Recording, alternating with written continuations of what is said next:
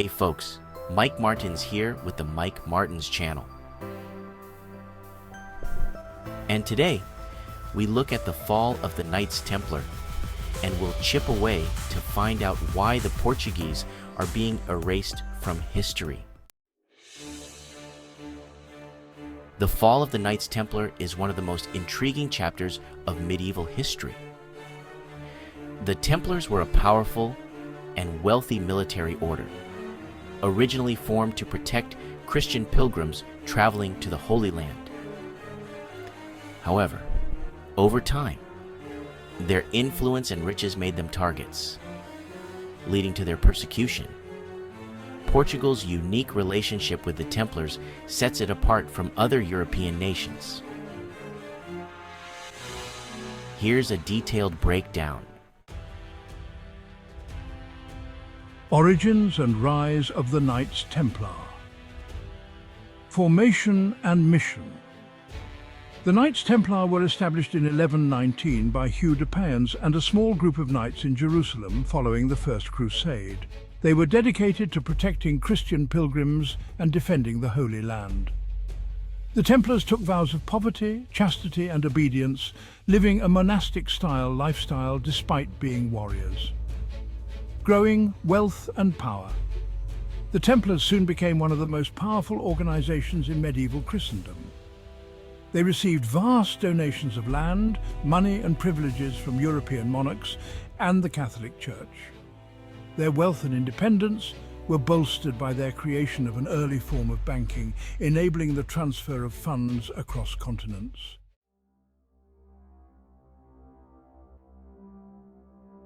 Reasons for the persecution of the Templars. Political jealousy and debt. By the early 14th century, the Templars had become extremely wealthy, which attracted the jealousy and greed of monarchs. King Philip IV of France was deeply in debt to the Templars and saw their wealth as a solution to his financial problems. Accusations and suppression. On Friday, October 13th, 1307, hence the origin of the unlucky Friday the 13th, Philip IV ordered the arrest of all Templars in France. The charges brought against them included heresy, sodomy, blasphemy, and idolatry. Under torture, many Templars confessed to these crimes, though the confessions were often coerced and later recanted.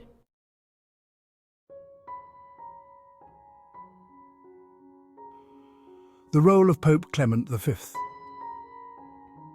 Though initially hesitant, Pope Clement V eventually sided with Philip IV, and in 1312, the papal bull Vox in Excelso officially dissolved the order. Templar properties across Europe were seized, and many Templars were executed, including their Grand Master Jacques de Molay, who was burned at the stake in 1314.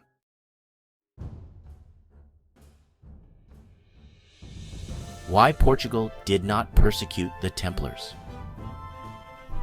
Unlike the rest of Europe, where the Templars were harshly persecuted, Portugal provided sanctuary to the order. King Dinis of Portugal, who reigned from 1279 to 1325, was particularly sympathetic to the Templars. He recognized their value as skilled warriors and administrators, and rather than persecuting them, he rebranded them.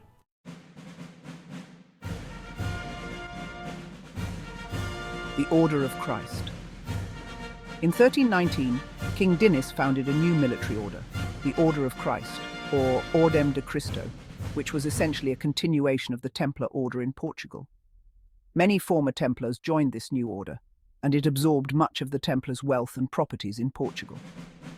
The Order of Christ was initially dedicated to defending Portugal's southern borders from Muslim forces, but it later became closely associated with Portugal's maritime expansion.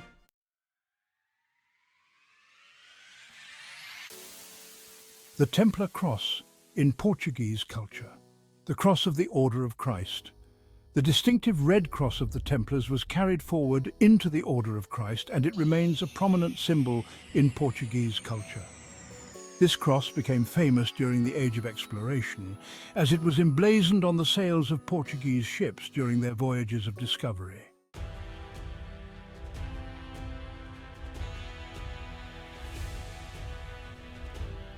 Age of Exploration. Under Prince Henry the Navigator, a prominent figure in the Portuguese maritime expansion, the Order of Christ played a crucial role in funding and supporting expeditions. Ships bearing the Templar Cross explored the coast of Africa, India, and beyond, contributing to Portugal's empire building. The famous voyages of Vasco da Gama, Bartolomeu Dias, and others carried the symbol of the Templars across the globe. The stone crosses that the Portuguese left as markers during their explorations in Africa and Asia are called Padros. These were large stone pillars, usually topped with a Templar cross, that Portuguese explorers erected to mark significant landings and claim territories on behalf of the Portuguese crown. Padros symbolized Portugal's sovereignty over the newly discovered lands and were an important part of Portugal's maritime history during the Age of Exploration. Some of the most famous Padros were erected by explorers like Bartolomeu Dias and Vasco da Gama during their voyages around the coast of Africa and into the Indian Ocean.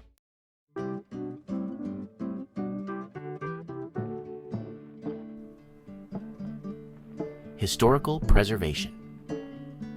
The Templars' influence can still be seen in many of Portugal's architectural landmarks.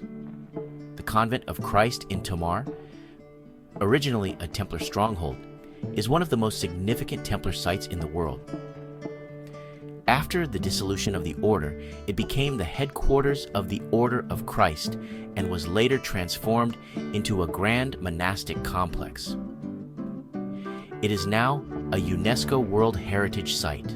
It's frustrating how other European nations have adopted the Templar Cross as part of their identity, when in reality it was the Portuguese who carried it across the world during the Age of Exploration. Portugal, through the Order of Christ, preserved the legacy of the Templars after their persecution in 1312. It was Portuguese explorers like Vasco da Gama and Bartolomeu Dias who sailed under the banner of the Templar Cross, emblazoned on their ship's sails, spreading it across the globe.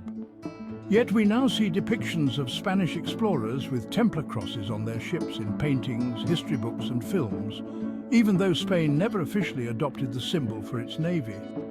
This historical inaccuracy diminishes Portugal's rightful place in history as the true bearer of the Templar Cross. It's a symbol deeply intertwined with Portuguese heritage, yet it is increasingly being erased or misrepresented. Oak Island, off the coast of Nova Scotia, and discoveries off the coast of Australia have sparked significant debate and intrigue, particularly due to the findings of ancient artifacts and coins bearing Templar crosses, hinting at the possibility that the Portuguese, and perhaps the Knights Templar, were present in these regions long before mainstream historical timelines suggest. Oak Island and the Templar connection. Oak Island has long been the center of treasure hunting myths, with theories linking it to the Templars dating back centuries. Excavations and investigations have uncovered various artifacts, including coins and symbols that some claim are linked to the Knights Templar. Some coins found there bear designs similar to the Templar Cross, suggesting a possible Templar or Portuguese presence in North America well before Columbus. The Templar theory. Some researchers believe that the Knights Templar, fleeing persecution in the early 14th century, may have sailed to the New World with their treasures, which could explain the mysterious artifacts.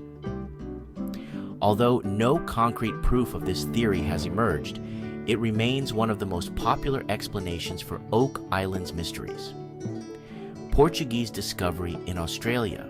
More recently, off the coast of Australia, archaeologists have discovered ancient coins, some with distinct Templar crosses, believed to date back to the 12th and 13th centuries. These coins could indicate that the Portuguese, during the Age of Exploration, reached Australia long before the British or Dutch. Historical context. According to mainstream history, the Portuguese primarily explored the coasts of Africa, India, and Southeast Asia during the 14th, 15th, and 16th centuries. However, the discovery of these coins challenges the notion that European exploration of Australia began with the Dutch in the early 1600s. Some historians now speculate that the Portuguese may have reached Australia centuries earlier. Erasure of Portuguese history.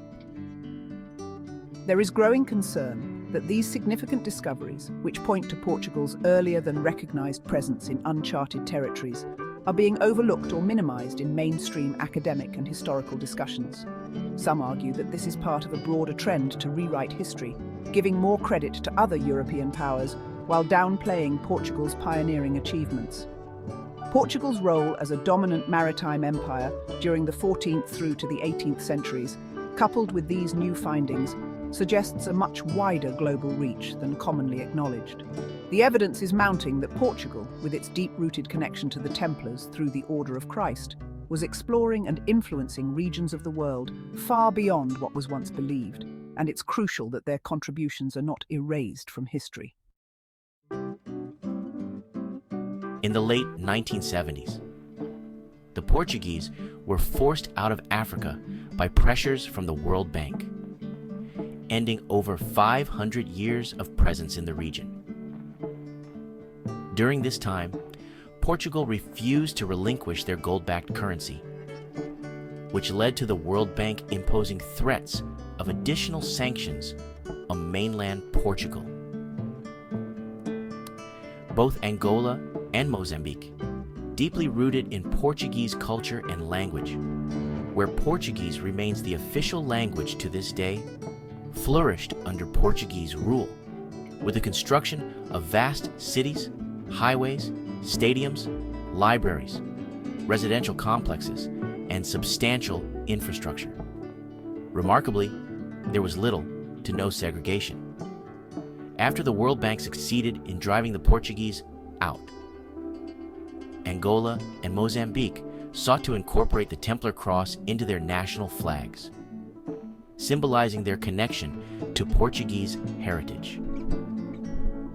However, the British, Dutch, and French intervened, prohibiting the use of the Templar Cross, citing concerns that it might be confused with the German Iron Cross, potentially leading to misconceptions about their colonial histories. Following the Portuguese exit, Swiss, German, and French banks introduced a new form of financial control by extending loans to these newly independent nations, ostensibly to help maintain the infrastructure. These institutions knowingly issued loans that Angola and Mozambique were unlikely to repay, effectively trapping these countries in debt and dependency, a modern form of economic subjugation. To this day, you can find the Templar Cross on the Portuguese national soccer team, and also the Brazilian national soccer team also sports a Templar Cross. And various soccer clubs from Brazil use the Templar Cross on their jersey, like the Portuguese soccer clubs, like Vasco da Gama and Portuguesa, proudly represent the Templar Cross.